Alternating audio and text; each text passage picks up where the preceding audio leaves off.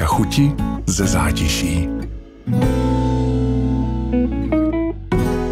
Dneska půjdeme za hranice k bratrům Slovákům. Ve studiu se mnou totiž sedí, řekla bych, nejúspěšnější food influencer ze Slovenska, Dan Feranec alias Čojenko. Na svém účtu hodnotí podniky hlavně v Bratislavě, zkouší různá místa, dělá rozhovory a sleduje ho přes 80 000 lidí. Aktuálně. Čau, Dane, vítej. Ahoj, Katka, ďakujem za pozvanie. My na začátek máme vždycky takové rychlé kolo otázek. Rychlá otázka, odpověď, moc nad tím nepřemýšlej. První, co tě napadne. Co jsi měl dneska k snídani? Nič. Ježiš, další takový. To je hrozný. Ideme spolu na obed, tak Tak si to chtěl užít. No hlavne nechcem to robiť tak, že teraz dojdem do Prahy a dám si za deň 5-6 vecí, lebo potom už vlastne neskôr už si to človek tak neužíva až tak. To už sa tak ako vlastne přejíš vším, ne? Tak, presne. Čiže idem teraz taký, akože že fakt som si vytipoval tie podniky, verím teda, že úplne tie najlepšie a tie dávam radšej menej a tým pádom neraňajkujem. Okay. Si spíš na sladké nebo na slané? Na slané, rozhodne. Maso nebo zelenina? Maso. Street food nebo fine dining? Street food. A dobrý street food. Co znamená dobrý street food? No to je presne takéto, že niečo je street food a teoreticky by to malo mať kopec kompromisov a to jedlo by malo byť akože v niečom predsa len menej kvalitné a dobré ako to fine diningové alebo to kuchyňové a napriek tomu zažiješ niečo, čo ti úplne vybije poistke, je to lepšie jedlo ako si jedlo. Poistky, no. Miluju. Je něco, co bys nikdy neochutnal? No pravdepodobne už teraz také tie, že ohrozené nejaké zvieratka a podobné veci. Ani nemám to tak, že niečomu kvôli tomu, že to je nechutné, možno surstroming by som akurát nedal teda, ale skôr takéto, skôr to je tá etická rovina. Čím si chtěl byť ako malý? Archeolog, Indiana Jones. Pamatuješ si na svoji první výplatu? Pravdepodobne áno, ale áno, pamätujem. Ako decko ako 14-ročný som začal prekladať dubbingové filmy a dostal som na to veľa peňazí a na to sa proste nedá zabudnúť. Počkej, ve 14 letech začneš prekladať dubbingové filmy? Jo. Akože mal som to tak, že moja rodina nejaká, že mala štúdio a tak, ja som bol dobrý v angličtine, tak to vyskúšali a fungovalo to a boli to best fucking days. A víš, co si za tú výplatu koupil? To si už nepamätám, asi som to minul na niečo nezodpovedné, ale viem, že elektrickú gitaru som ako veľmi mladý, čo bola relatívne drahá vec, takže myslím, že na to išla aj časť nejakých mojich peňazí. Prozrať nám něco, co bychom do tebe neřekli, nebo co o tobě nevygooglujeme. No tak to je ťažké, lebo ja tak akože celkom... Počkej, tak určite sa zgoogloval. Nie. Ne? Počkaj, viem, ale to... Pre Čechov to, a vlastne teraz už to bude aj pre vás také možno zaujímavé, lebo proste sa ten človek akože dosť strápnil už aj medzinárodne, ale hral som v kapele s Ľubošom Blahom.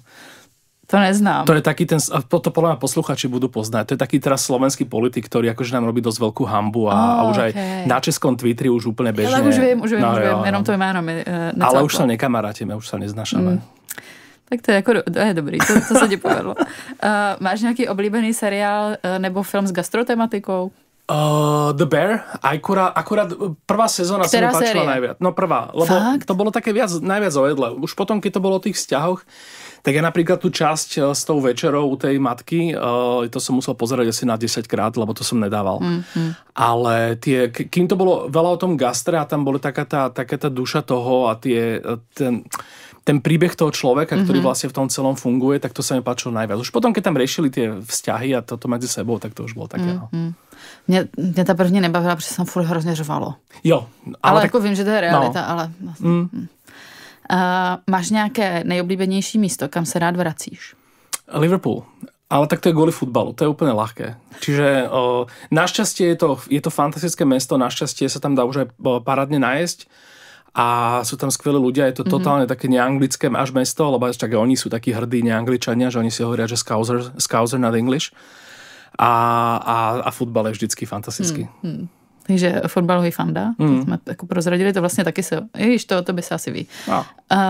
A máš nějaké gastromísto, kam jako chodíš fakt často? Mám veľa takých, lebo tak čím viac toho človek ochutná, tak tým skôr zistí, že vlastne nemôže mať úplne také, že najlepšie jedlo na svete, lebo tie jedlá sú tak bohatá, pestrá kategória, že sa to ťažko nejak rozlišuje.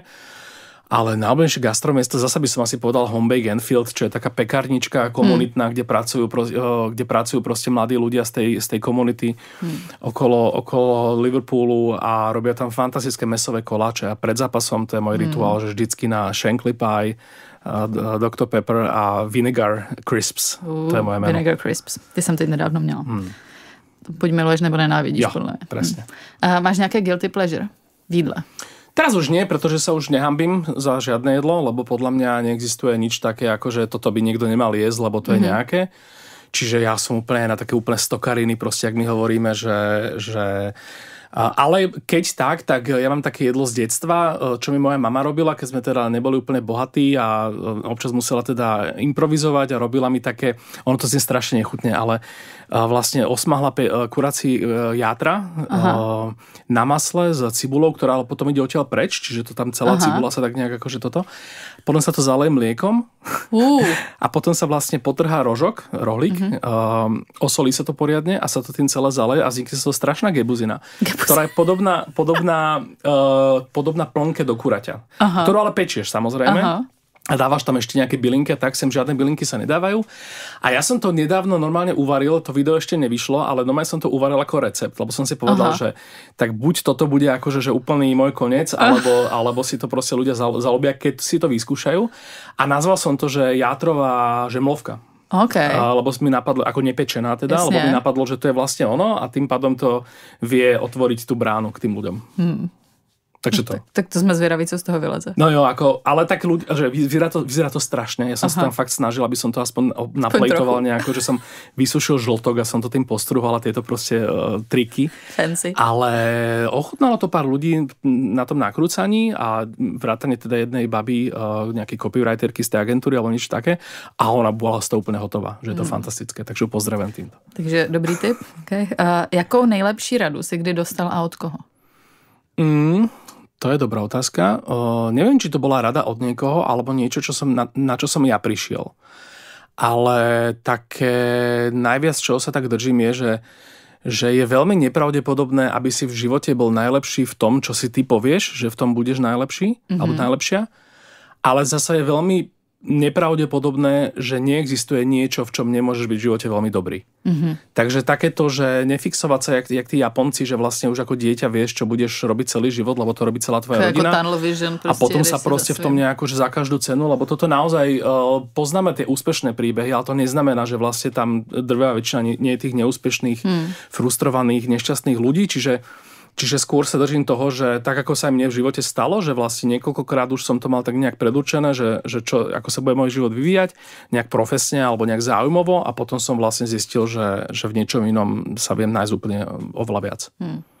Jako v niečom, co ťa víc baví? Napríklad to futblogovanie. Že to bolo niečo, čo vlastne ani neexistovalo ako kategória alebo zamestnanie. A stále to teda nie je moje zamestnanie, ale... No k tomu sa chci dostať. To vlastne teď mi nahrál na tú otázku, jak to vlastne vzniklo.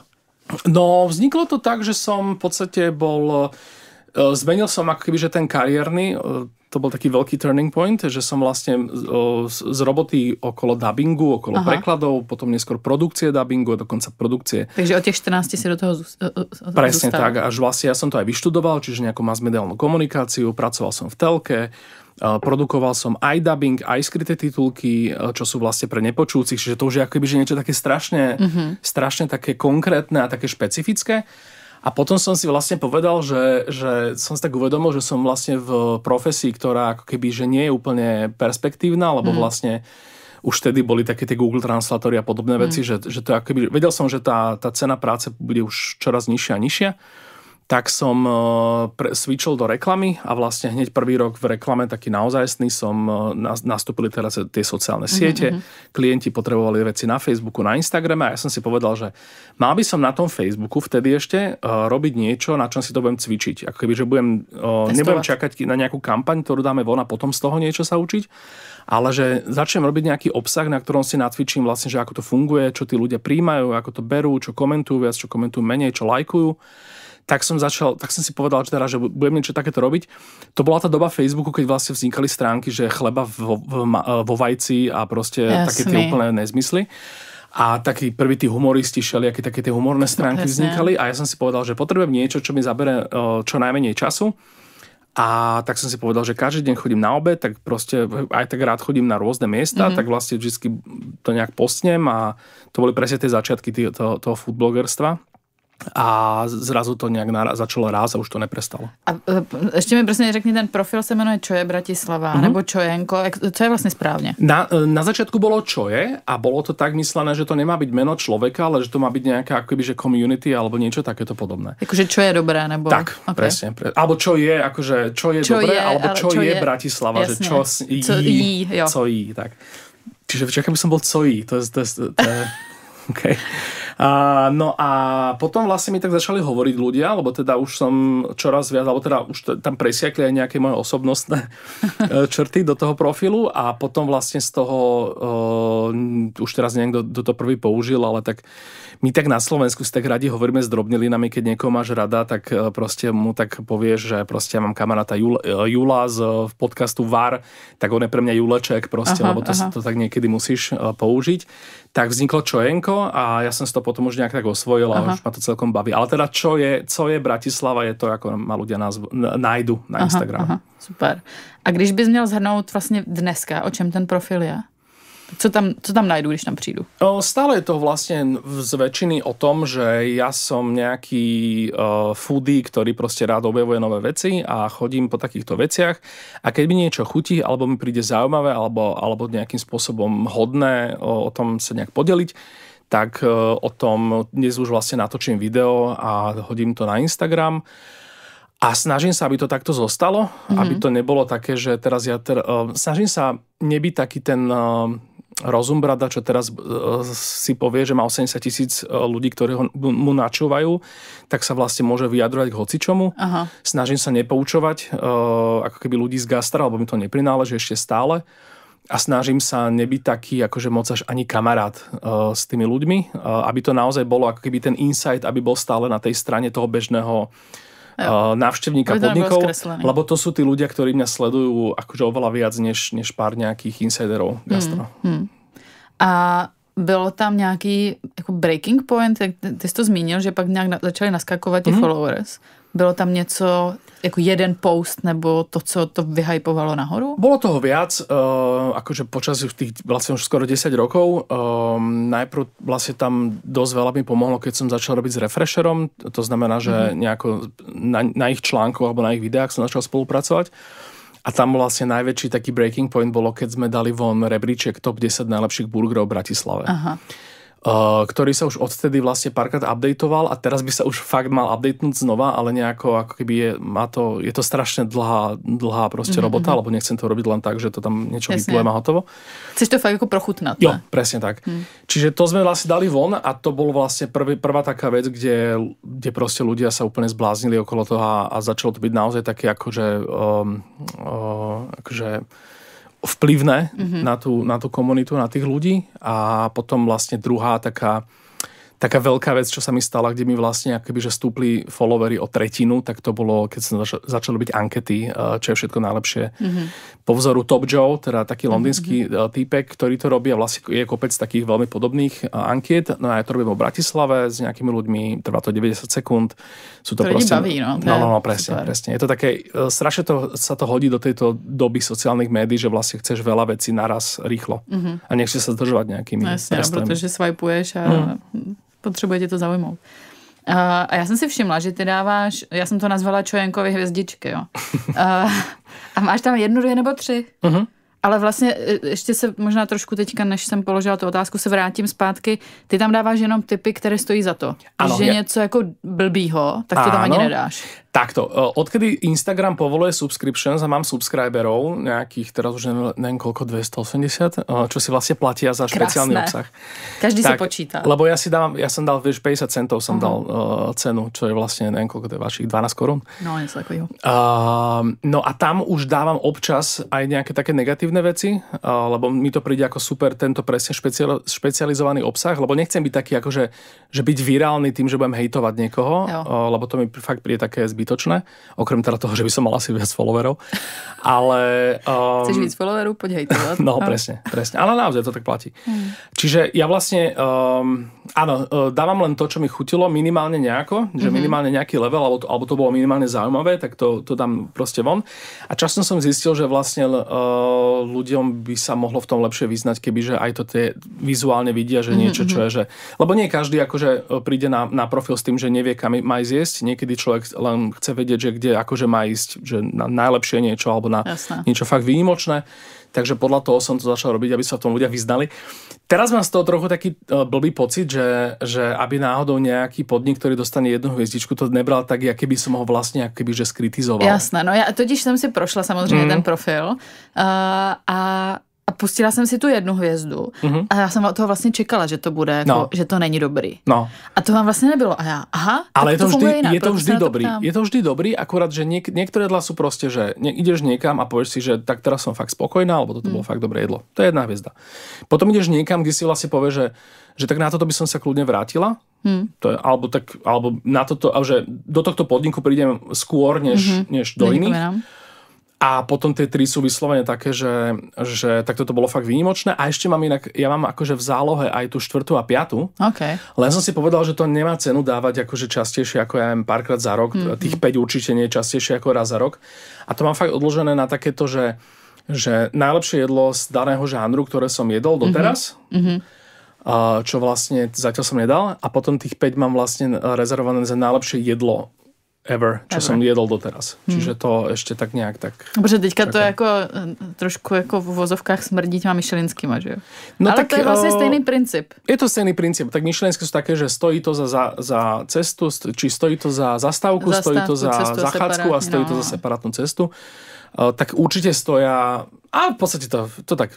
Ale to je možná moje bublina, víš? Jakože vlastně vidíme hvězdy a... No tak vidíš 1 hviezdu, tak vieš, že sem môžeš ísť na obed, alebo sem môžeš ísť, keď si na blízku. Vidíš 2 alebo 3 hviezdy, tak vieš, že proste teraz môžem odísť z domu, sadnúť na taxík alebo na električku a odviesť sa hodinu niekam a sadnúť si a bude to stať za to. A máš nějaký all time prostě favorite nebo úplně nejlepší post, který kdy byl? Čo sa týka sledovanosti, myslíš? Třeba. Tak to je anketa s Lukášom Hejlíkom o Brne. To už má nejakých 800 alebo 900 000 views. Viem, že to funguje tak, že na Instagrame niekedy aj profil, čo má 10 000 followerov, tak môže mať miliónové videá, lebo tie algoritmy nie sú úplne nastavené akože od nejakej kvality alebo od nejakej, že stačí, že to proste to stejne nikto nevie, jak tie algoritmy fungujú. No, že môže to byť kontroverzné, alebo môže to byť proste nejako zábavné úplne iným než poučným spôsobom, čiže ja na takéto veci nejak moc nebazírujem. No a čo sa týka nejakých postov, tých už asi je strašne veľa, ale to už asi by som vlastne nevedel si vybrať. Jo. A teďka ty máš na profilu post v podstate nový, kde vaříš na karbonáru. A tam se rozjela celkem slušná diskuze. Ano. Tak prostě jako vysvětli to. Je to. Všichni se na to podívejte, prosím vás. Je to, jak je správně karbonára vlastně tam vysvětluješ. Ja som možno zabudol. Ja som si vymyslel teda nový seriál Reelskový. Nazval som to, že ako to je, čo je. Aha. A inšpirovalo ma k tomu vlastne to, že strašne veľa ľudí, takých tých aj foodies, aj takých tých bežných konzumentov, to má v gastre tak, že oni že niekedy, keď ako keby sa cítia lepšie, keď uveria niečomu o jedle, ktoré jedia, ktoré majú radi, tak to vlastne ako keby sa tak potom cítia lepšie ako ľudia, možno je trošku tak akože nadradene, že napríklad strašne obľúbené je hejtovať pizzu Hawaii, alebo je strašne obľúbené hejtovať, že niekto uvarí karbonáru s smotanou. A ono to akože, že je fajn, však nech si každý žije, jak uzná za vhodné, ale ono to niekedy není úplne tak, že vlastne na to majú až tak právo. A carbonara je vlastne jedna takáto téma. Ja som vlastne sa dostal k nejakým videám alebo k nejakému najprv konkrétnemu videu a potom som si o tom dohľadal ďalšie informácie, že vlastne tá carbonara s tou smotanou bola úplne bežná vec. A dokonca, že vlastne vznik carbonári akoby súvisí s Američanmi v Taliansku po druhej svetovej vojne. Teraz s vojakmi konkrétne. A že vlastne strašne veľa tých vecí, čo dneska sa hejtuje a je také populárne sa pridať na takú stranu niekoho, kto proste ide teraz niekoho umlátiť a ušikanovať, že ty si dal smotanu do karbonáre, my ťa teraz za to potrestáme na internete. Tak ja som vlastne natočil to video z toho, ako som dohľadal, že to teda pravdepodobne je. Nehovorím teda, že sú to nejaké úplne že 100% pravdy, ale minimálne som tam ako keby že podložil to, že smotana do carbonary v Taliansku bola úplne bežná vec a dnes ešte stále je tým pádom bežná vec, že vlastne tá dnešná carbonara, ktorá sa je tak, ako sa je maximálne 30 rokov alebo možno ešte menej. A že je teda naozaj, že môžeš to mať rada takto, môžeš ako keby to aj vyslovene milovať a ty sama odmietať tú smotanu v tom, ale nemala by si ako keby niekoho teraz tu mlátiť za to, že to tak delá. No. Ale tak je super, že tam jede tá diskuza, ne? Určite, hej, mám pripravené ďalšie, chcem urobiť o brinzových haluškách, ale to musím teda fakt premakať a fakt si to ako keby naštudovať, lebo to je tiež ďalšie jedlo, ktoré na Slovensku podľa strašným mýtom. A akože trošku mi to aj robí radosť, že vlastne ako keby človeka tak, nie že naštve, ale že tak ako keby to tak urobí, rozvíri to tie vody. Jo. Ale dôležité tam je fakt to, že ja som strašne háklivý na to, keď si ľudia proste nahovárajú niečo o sebe, čo nie sú. A pritom tá pravda nemusí byť ani nejaká nelichotivá, alebo teda môže byť kľudne aj nelichotivá, ale stále to môže nejak obohatiť toho človeka. Stačí, keď si uvedomí, že naozaj tu teda nie sme všetci dokonali, ako sa tvárime na internete a nie všetko, čo si o sebe myslíme, proste musí byť iba to vyleštené a nablískané. Niekedy to, čo je pravdivé, vlastne ťa môže niekam posunúť. Tak na halušky to se těšíme. Ale vlastně teď se vrátím k tomu, že tady to, řekněme tomu foodblogování nebo influencování, nebo jak se tomu dneska vlastně říká, to není tvůj full-time job.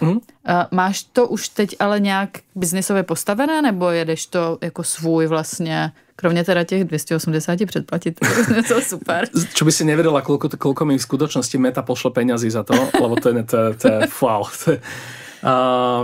Nemám to ako biznis plán.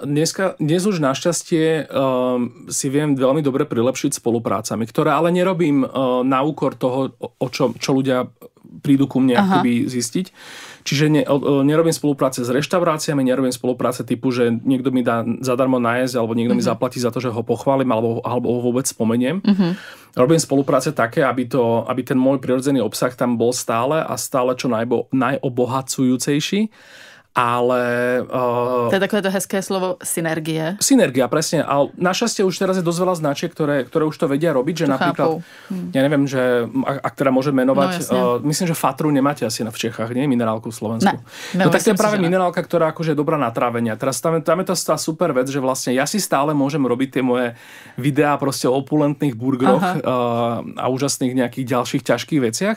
A proste jediné, čo tam nejakým spôsobom zakomponujem, je tá minerálka na trávenie, v ktorej akoby ja nie som ten expert, mne to len chutí, ja to proste mám rád, mne to aj trošku pomáha, inému môže pomáhať niečo iné, ale v tomto momente zrazu, že ľudia to, prečo ku mne prišli, majú a dokonca ešte lepšie, lebo povedzme, neviem, vďaka tomu, že mám tú spoluprácu, tak môžem ísť častejšie do nejakých drahších podnikov, alebo ja neviem, urobím si výlet do Prahy nie raz za pol roka, ale raz za 4 roka a donesem odtiaľ nejaké ďalšie typy. Čiže akoby tá hodnota, to palivo moje zostáva akoby neovplyvnené a tá hodnota potom toho nespočíva len v tom, že mne pípnú nejaké peniaze na účet, ale že vlastne aj tým ľuďom potom viem priniesť niečo lepšie a niečo viac. Že to spíš vlastne pomáha tomu obsahu. Áno, a nejako áno, presne. A hej, presne. A to, že niekde si ja objednám niečo z donášky miesto, že tam idem, však to robím normálne bežne, tak prečo vlastne to nespomenúť. V rámci nejakej spolupráce prípadne ešte sú aj také, že cestovka, ktorá vlastne robí zájazdy na futbalové zápasy a vlastne ja s ňou idem niekam do nejakého mesta, kde vlastne si môžem, kde by som normálne nešiel, a zrazu som v Miláne a zrazu robím proste pár postov o Miláne. A je to super pre tých ľudí, čo vlastne sa dozvedia možno o nejakom novom mieste, alebo o novom jedle, alebo niečo nové o tom mieste. A zároveň je tam vlastne aj tá rovina toho, že vlastne spropaguješ nejaký futbal a nejaké zájazdy na futbal. Ale vlastne drží si to tak, aby to fungovalo dohromady, ne aby to bolo na úkor. Vždy, keď mi niekto napíše, že aký máte cenník, my sme reštaurácia a chceme sa spropagovať, tak im napíšem proste, že tak fajn, že viem o vás, že názov, ale že naozaj ako keby neprídem ku vám len za to, že mi zaplatíte. Alebo teda neprídem ku vám za to, že mi zaplatíte. Takže vždycky, když jdeš někam na jídlo, tak to prostě platíš vždycky sám. Platím to vždycky sám. Teraz už sa to stáva tak, že už teraz nebojujem, keď mi niekto donese nejaký dezert zadarmo. Protože už ťa poznají, samozrejme. Hej, lebo už bolo by to strašne únavné a niekedy ako keby ten čaštník, ktorý mi to doniesol, tak jeho to vôbec v podstate nemusí zaujímať, že jeho k tomu možno donútil nejaký prevádzkar alebo nejaký majiteľ. a ja sa s nimi fakt nechcem hádať, takže to urobím proste tak, že urobím radosť, dám si z neho, alebo ja podelím sa, alebo ho dám niekomu, s kým som, ale tým pádom o tom nepíšem, ako keby, že nezaraďujem to do toho obsahu a potom na tom dýšku sa to ešte snažím, ako keby, že byť v tomto, mať v tomto kľude. Mně to přijde vlastně jako hrozně fajn na druhou stranu, když ti to někdo víš, když ti někdo ocení a vlastně ví a chce ti poděkovat a pošle ti tam něco navíc, já to vlastně neberu nikdy jako úplatek. No jasne, akože... Spíš je to takové, to chceme, abyste ešte ochutnal tohle a ďakujeme, že ste ako prišiel a vlastne... Je to super, ale tak akože v mojom prípade to strašne často ako keby je to, že a neho nás určite napíše, alebo niekto to... Jo. A u mňa to funguje presne naopak. Jo. Ja milujem podniky, kde vlastne netuším o tom, že či tam niekto zaregistroval, že som nejaký slávny foodbloger alebo nie. A vidím, že sa ku mne správajú tak, ako sa správajú k niekomu inému. Aj to, že o tom napíšem, o nejakom zážitku s tým jedlom alebo aj s tým servisom a potom vlastne v diskusii prídu ľudia, ktorí napíšu, že presne takto sme to mali aj my, tak to sú tie najlepšie posty. A naopak, keď vlastne ja sa mám dobre, ja urobím post o nejakom jedle, s ktorým som bol spokojný a potom tam príde 40 ľudí, ktorí mi povedia, že na nás bola obsluha proste hnusná a to jedlo nevyzeralo hen tak, a že bolo ho menej a bolo menej napletované. To sú najhoršie veci pre tie podniky. To rozhodne. Lebo tak ja sa z toho mám ako vykecať. Ja proste môžem povedať, že hele, mne to tam takhle bylo. Ja to nemám ako vedieť, či to tak je každý deň. A proste keď tak nadávaj podniku a ja budem len rád, keď im to proste vytmavíš, lebo proste ďalšie podniky nech to fakt pre Boha nerobia. A když půjdu jako úplně na začátek, tak jak vlastně jsi vybudoval ten vztah k jídlu? Protože to, že takhle někdo chodí po restauracích, není úplný standard. Pojďme si to jako říct. Já to znám ze svojí bubliny. Spousta lidí řekne, jo, mám rád jídlo, ale pak vlastně o tom skoro nic neví. A já to mám dost zkreslené, přiznávám. Tak jak ses k tomu dostal? Ja som nad tým premýšľal a zistil som, že vlastne jedlo je jedna vlastne, ak nie jediná, jedna z mála vecí, ktoré vlastne si viem pamätať. Ja mám niečo proste, nechcem sa to teraz nejako samovyšetrovať, ale ja mám proste niečo, že psychologický insight. Ja si nepamätám tváre, ja si nepamätám mená, ja si proste nepamätám fakt, že veci. Ja strašne rýchlo zabudám. Ale nejakým spôsobom si stále pamätám na to, ako v roku, ja neviem, 89 alebo 88, alebo kedy to bolo. V Prahe bola prvá čínska reštaurácia. Moja mama je prekladateľka z čínštiny, čiže ona sa tam nejako dostala cez nejakých Číňanov. A boli sme tam, dali nám tam pekínsku kačku, dali nám tam proste nejaké tieto veci a ja si doteraz presne pamätám, kde to bolo, ako to chutilo, ako to vyzeralo. Čiže toto som zistil, že vlastne asi bude u mňa nejaká špeciálna vec. Aj tie zážitky s jedlom, keď niekde cestujem, sú pre mňa oveľa silnejšie ako nejaké sochy alebo múzea, aj keď teda tie múzea vedia byť samozrejme silné. Mám k tomu zjavne nejaký tento. Aj tým trpím možno, že vlastne celý život tak akože behám hore-dole s váhou a toto, čiže áno, ale je to proste niečo, čo zjavne nejakým spôsobom je u mňa zakorenené a prežívam to tak. Je proto, jak jsi to řekl s tím, že si pamatuješ, jak to chutnalo. Pro mě to jsou vždycky nejlepší food zážitky. Že ať jdu do jakékoliv restaurace, ať je to přesně street foodové bistro, nebo je to Michelinka. Já si dokážu vybavit, jak to jídlo chutnalo, vypadalo a to je přesně pro mě to, jo, tak tohle je ono. A pak paradoxně máš třeba skvělou restauraci a já si musím vytáhnout ten telefon a podívat se, co jsem tam vlastně jedla, protože si to fakt nepamatuju. A to mohla být, nevím, 2 hvězda, klidně. Toto mám s chuťami aj s vôňami a ešte k tomuto, čo si ty povedala presne, že úplne platí a ešte navyše, že keď po rokoch zažiješ nejakú chuť, ktorá ti vlastne vybaví niečo, čo si zažila, alebo vôňu, a to nemusí byť iba jedlo. Ja toto mám strašne extrémne. Ja keď zacítim nejakú vôňu, ktorú som proste pred 20 rokmi mal asociovanú s nejakým miestom, tak pre mňa to je úplne, že nadpozemský zážitok. Tak jídlo je zážitek a tím pádem tohle ještě takový jako širší zážitek. A máš třeba nějaký seznam míst, které držíš, kam chceš jít? Ukladám si, lebo veľmi často mi píšu aj podniky, že nechceme ťa nejako ovplyvňovať, ale že existujeme, keď náhodou budeš mať cestu okolo aj z celého Slovenska a kľudne z Čech. Takže to si ukladám a potom, keď som niekde poblíž, tak sa tam snažím si to nejak otvárať, alebo teda keď niekde cestujem. Veľakrát aj ľudia, ja vlastne v rámci tých subscriberov mám takú super komunitu, že vlastne ľudia, ktorí mi platia tých 50 centov, z ktorých ja vidím tak 30. Máme také kanály, kde vlastne niekto sa spýta, že Čojenko, že daj mi nejaký tip, cestujem do Puglie. A než tam stihnem napísať, tak tam vlastne tak ďalšie 10 napíšu nejaké tipy a ja už iba dojdem a poviem, že wow, tak ja som tam nikdy nebola, že toto si aj ukladám aj ja, lebo to si vyzerá super. Čiže mám takéto miesta, máme taký vysloven, že bucket list samozrejme. A... Co je na nejvyšší příčce bucket listu? Tokio a rameny. Ja som strašný fanatik do ramenov. Ja sledujem taký Instagramový profil Ramen Beast a ja by som chcel byť ten človek aspoň na týždeň. Normálne, že v jeho koži presne. Tak nejlepší ramen, co si kdy měl? Najlepší ramen, co som kdy měl, bolo mochi vo Viedni. Aha. Bolo to nedávno relatívne. Ja do Viedne za týden jedu, tak výborne. To si zapíš. A mal som veľmi dobrý aj v Isai v Prahe. Ja totiž to pri ramenoch vyhľadám takú, že nemám rád, keď je také prezdobené a také blbosti sú v tom. Ja strašne milujem takú tu, že je to jednoduché. Teoreticky by to nemalo byť nejako výnimočne chuťovo a potom to ochutná, že je to úplne, že... Wow. V tomto je ramen za mňa fenomén. Že toto u málo ktorých jedál mám takto, alebo teda to takto funguje. A musím teda povedať, že aj v Bratislave máme Ramen Kazu, čo je za mňa úplne že jedna z najnepochopiteľnejších vecí, že v takom malom meste, alebo teda nie malom, ale v meste s 500 000 obyvateľmi v žiadnom inom som nezačal tak dobrý ramen, lebo ten ramen v Európe minimálne je známka toho, že malé mesta proste nemajú dobré rameny a veľké mesta majú taký 1-2. Fakt výnimočné. A toto, že máme v Bratislave, pre mňa doteraz úkaz. No a ty jsi to teďka nakousl, ty se zaměřuješ na Bratislavu hlavně, ale taky na Slovensko a jezdíš i do Čech. Tak pojď to srovnat. Slovensko s Čechmi. Jo. Co třeba Čechy mají, co Slováci nemají, co naopak Čechům chybí. Víš, vem to z jakého úhlu chceš a podľa mňa to tady rozvedeme ešte. Toto má viacero úhlov, táto otázka. Ja mám akože špeciálny vzťah k českej kuchyni a zistil som počúvaním podcastov vašich, že ho mám diametrálne odlišný od vašich foodies. OK. Lebo co to znamená? Vy ako stále máte dôvody kritizovať niečo a byť nespokojný s niečím a je to úplne logické. A aj mne sa stáva, že prídem niekam, napríklad po rokoch prídem na nejaké miesto a už to nie je také dobré, ako to bolo, alebo že niečo je vyhypované, ja to tam ochutnám a si poviem, že toto nebolo až také úžasné. Ale pre mňa stále zaváži to, že vlastne tie naše krajiny sú stále akoby že veľmi podobné. Naša gastronómia je veľmi podobná, že my máme možno viac maďarských vplyvov, vy máte viac nemeckých, ale akoby to gro, to Československo tam stále je prítomné. A ja akože v Čechy vnímam ako takú tú, že Slovensko sa má kam posúvať gastronomicky a teraz kľudne môže si povedať, že chce byť ako New York alebo chce byť ako Tokio, lenže sa mu to pravdepodobne nestane behom najbližších 10 ročí.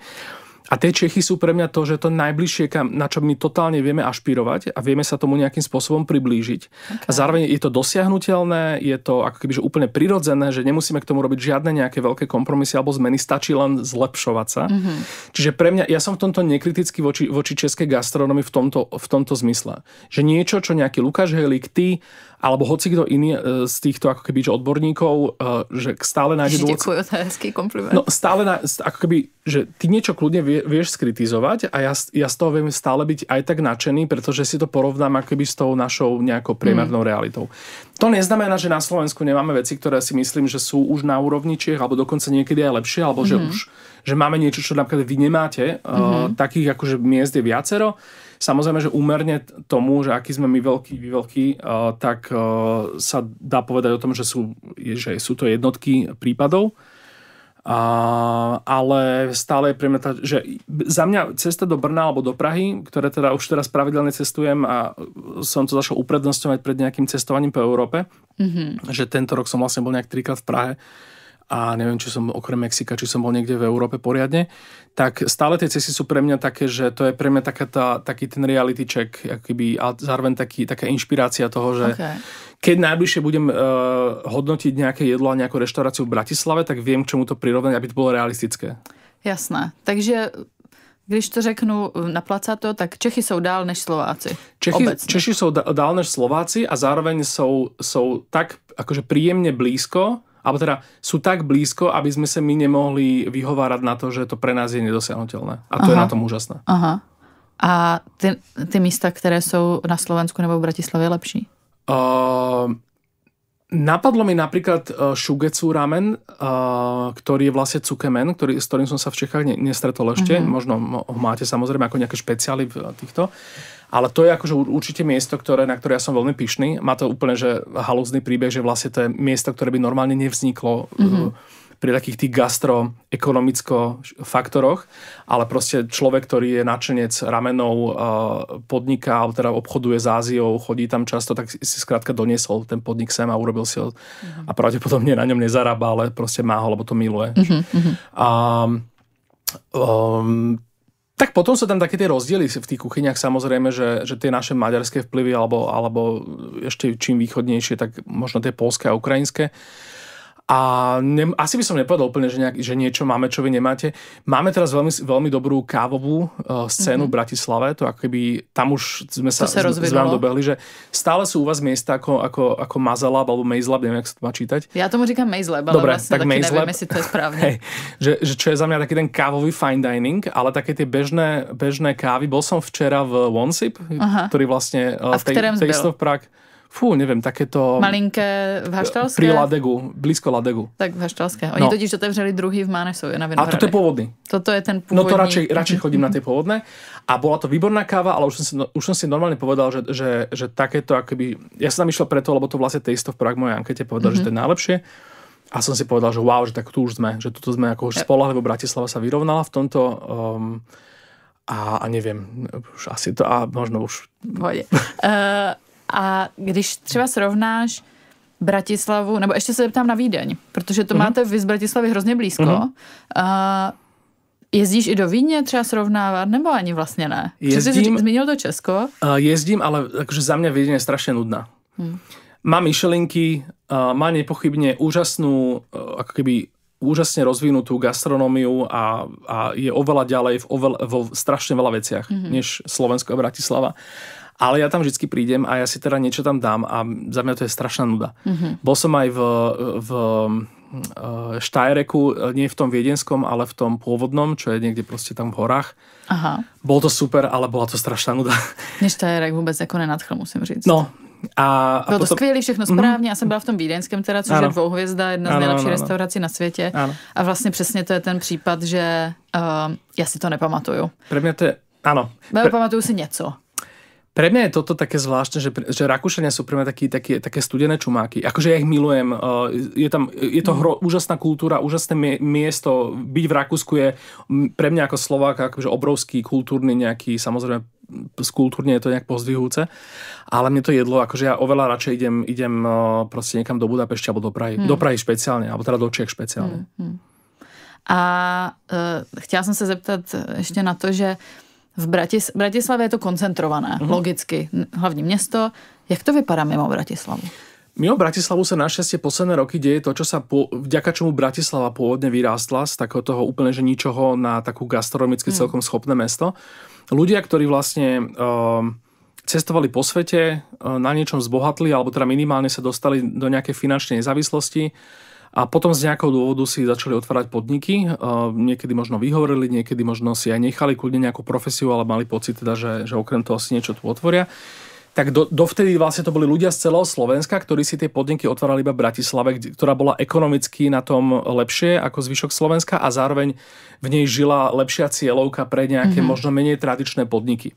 Čiže dávalo zmysel, aj keď si bola z Prešova alebo z Banskej Bystrice a mala si nejaký gastronápad, niečo ťa nadchlo, lebo si precestovala pol sveta, tak otvori to v Bratislave. A toto kvôli kupní síle. Kvôli aj tomu, že ľudia, ktorí to ocenili. Jo. Lebo ty naozaj nemôžeš tam mať proste pár štamgastov a prežiť. A toto sa začalo konečne diať aj na Slovensku. To znamená, že vlastne už v tých väčších mestách akoby je tá cieľovka na to pripravená a otvárajú fakt výnimočné miesta.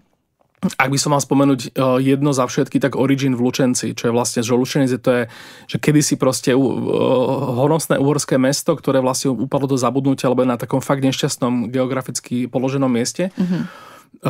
Tak tam proste chalan, ktorý vlastne žil vo Švajčiarsku, sa vrátil na Slovensko a založil fine diningovú reštauráciu, ktorá je naozaj výnimočná. Co si tam dám? To mňa zajímá. Ja som tam zatiaľ bol iba na obede.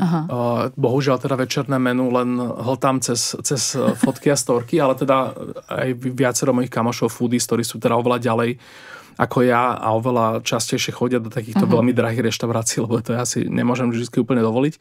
tak mi to vlastne potvrdili, že tam vlastne večerné degustačné menu, kedykoľvek, lokálne, sezónne, nápadité, krásné a teda nepochybne veľmi chutné. No tak to je super tip. A kdybys měl dát nějaké tipy třeba v Bratislave nebo obecně jako Slovensko, tak dokážeš vybrat? To je opäť tricky question. Jako top 3.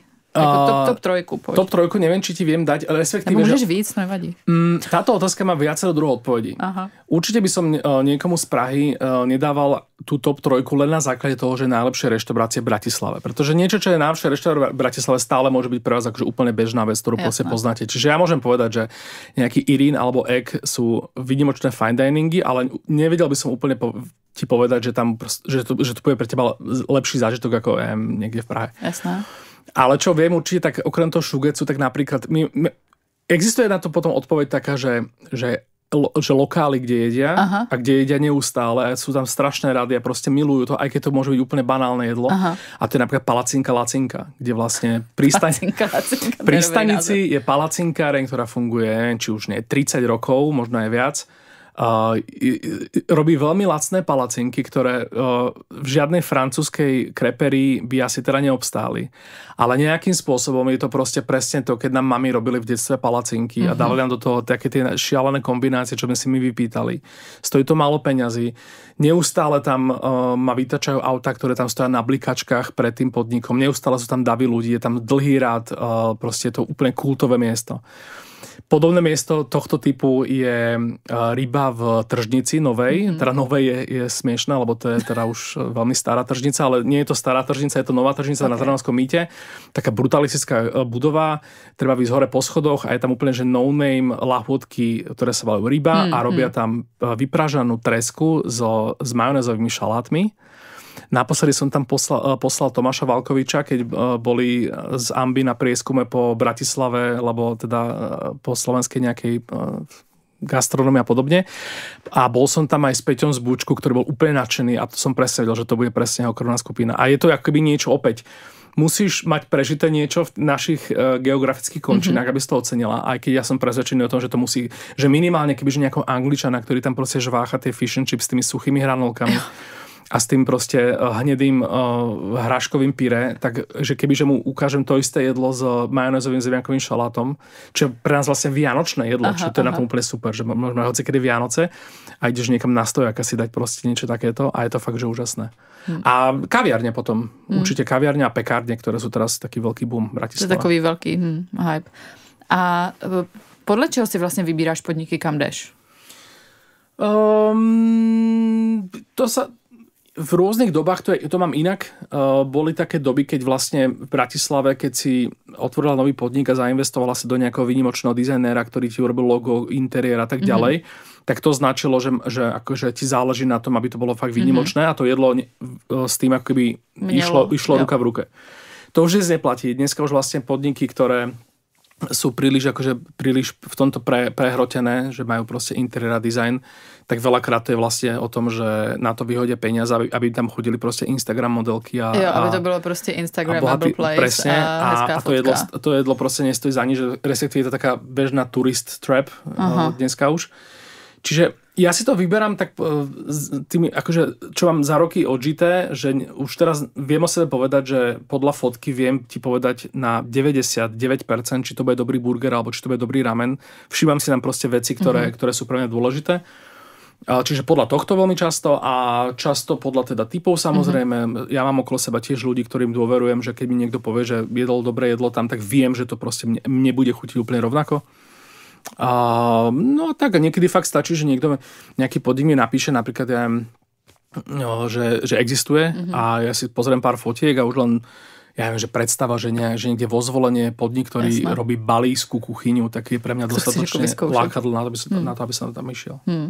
A máš nějaký podnik v poslední době, dáme jako dva póly, to, co tě fakt nadchlo, že jsi řekl, wow, to byla pecka, a nějaký, který byl jako totální průšvih, že bys řekl, tak tam už fakt jako nikdy nepůjdu? No a proč? Ten močí ramen vo Viedni naposledy, lebo to bol za mňa úplne nekompromisný, dokonalý tonkotsu ramen, z ktorého sa ti proste lepí huba, z toho kolagénu vyvareného. Je to proste mliečné, je to, tie rezance boli fakt výdatné, to mäso v tom bolo fantastické. Čiže toto bolo naposledy, toto bola 5 hviezda, že kebyže, vtedy som ešte hviezdičky nedával, ale kebyže dnes píšem ten post, tak toto je 5 hviezda, alebo teda 4 hviezda, pardon, že najlepší ramen v mojom živote.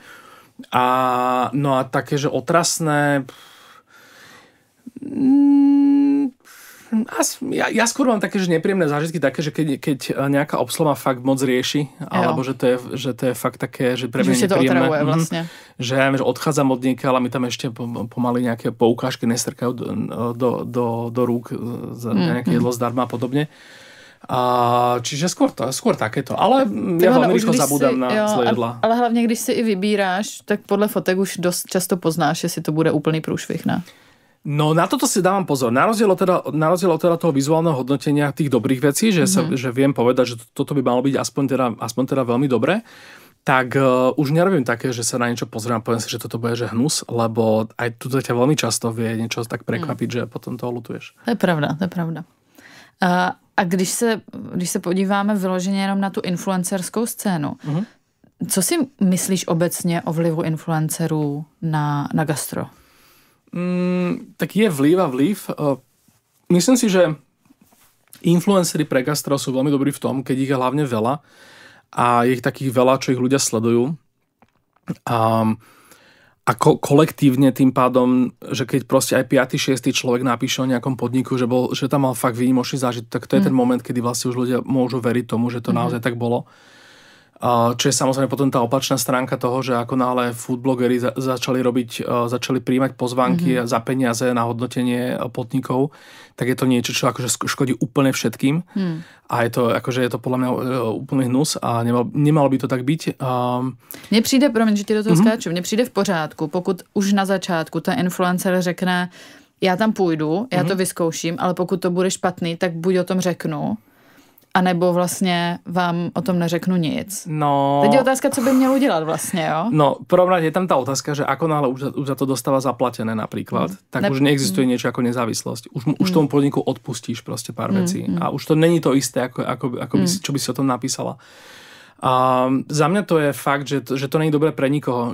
Že dobre, má z toho nejaké možno instantné prachy. Ja úplne rozumiem tým podnikom, že to robia, lebo akože ja kebyže zainvestujem do niečoho a napríklad vyberiem si zlé miesto, že nepodarí sa mi, že mám dobrú kuchyňu, mám celkom chýr, mám aj nejakých štamgastov, ale že neúplne sa mi podarilo akoby osloviť nejakú širšiu cieľovku, tak to je ten moment, kedy budem premýšľať o tom, že dostanem tam nejakého foodblogera, ktorý to proste vychváli. A v takomto prípade má to ešte aj mrzí, keď sú to že dobré podniky, ktoré to robia, ale rozumiem im. Ano, tá dnešní doba vlastne, kdo nefunguje s influencerama, tak... Vlastně často není vidět, nebo to trvá díl a často to vlastně nechtějí čekat. Musíš byť fakt výnimočný podnik na to, čo najlepšie pre podnik sa môže stať, že o tebe nehovoria influencery, ale že o tebe veľa hovoria bežní ľudia. Takové to klasické word of mouth. Lebo to je najpresvedčivejšie. To je proste niečo, ako keby, že keď už počuješ od 5. bežného človeka tvojho známeho, že niekde sa dobre najedlo, tak to je ten moment, kedy tam chceš ísť tiež. A opäť teda rozumiem aj tým podnikom, nerozumiem tým foodblogerom, aj keď dobre, tak zarobíte si tým, však nikto nevie, že ako dlho bude úspešný, ako dlho proste bude. Zajtra môže Instagram úplne padnúť alebo zaviesť nejaký nový algoritmus a všetci proste pôjdeme do pečka. Čiže tomuto rozumiem, ale príde mi to strašná škoda, že príde mi to strašne nezdravé aj pre gastro, aj pre ľudí. No není to taková ta klasická recenze, kdy musíš tam jít xkrát ideálně a pak to má nějakou... A to taky dneska už skoro nikdo vlastně nedělá. Ja si na to celý život, alebo teda celé foodblogovanie dávam strašný pozor, ale aj keď som zistil, že vlastne ľudia to až tak neriešia, že tebe možno dojde pár hejterov, že kebyže ja zajtra napíšem tomu poslednému podniku, čo si odo mňa pýtal cenník, že tak dobre, tak za 1000 k vám prídem, tak možno by mi tam došlo vynadať, ja neviem, 50 ľudí, ale stále by to akoby, že bolo, že väčšine ľudí by to nevadilo, čo neznamená, že to začnem robiť, lebo ako keby ja v tomto chcem byť veľmi striktný, ale je to strašná škoda. No, je to, no, chápu. Nechceš to vlastně dělat. Je to asi... Lidi zapomínají rychle. Nebo ty sociální sítě jsou tak rychlé, áno. Že vlastně oni se na to podívají a řeknou, dobrý, jako... No špeciálne v dnešnej dobe je veľmi ťažké ako keby, že vymyslieť level prúseru, ktorý by niekomu skončil kariéru. Mám taký pocit, že dneska už toľko šialených vecí proste tolerujeme a tí ľudia, ktorí ich robia, tak vlastne sa ešte naopak tešia väčšej popularite. Že asi treba to len... To samé s těma hejtrama, že? No, jako... že asi fakt treba len vyčkať, kým to bude normálnejšie. My už musíme končit, protože Dan drží intermittent fasting. To byla totiž... Teď se tady málem poprskal, protože už máme 12 hodin teďka ve studiu a už padla ta hodina, tak prostě ještě mi řekni na závěr, koho bychom měli pozvat do podcastu. Akože teraz, asi by som mal povedať nejaké slovenské meno z takých tých zaujímavých ľudí. Nemusíš. No ja si netrúfam povedať nejakého českého foodblogera alebo nejakého českého gastročloveka. Kdo by ťa zajímal? Lebo tak to, podľa mňa už ste ho tu mali určite, ja o tom len neviem, alebo už bol v milión podcastoch. Toto vystrihneme potom, hej, nejakú dlhšiu pauzu. Dlhšiu pauzu vystrihneme, ale... Fakt musím zapremýšľať, kto je zo Slovenska taký. Ja by som možno nejakého človeka od kávy, či už bratislavského, alebo kľudne aj z ľudí, čo pôsobia v Českej republike, ale teda nejakého Slováka, ktorý bude pekne rozprávať o káve, lebo mám taký pocit, že toto je taký nejaký náš skrytý talent zjavne. Lebo v Bratislave to, čo vzniká ešte stále, že nové kaverne, ja už som asi tak 20 kaviarní dozadu hovoril, že toto už fakt musí být vrchol té prvej vlny. To my tady říkáme v Praze furt, že už jako teď už musí to přestat a pořád nové. A stále to prostě vzniká a ľudia tam chodia a je to úspešné a potom tie kaviarny otvárajú ďalšie miesta. Čiže neviem povedať úplne teraz v tejto chvíli, že kto je taká, že najvýraznejšia osobnosť, ale určite teda niekto z bratislavskej kávovej scény. No super. Tak děkujeme za tip a děkujeme, že jsi na nás udělal čas při tvém výletu do Prahy. Ďakujem za pozvanie. A jdeme na ten oběd.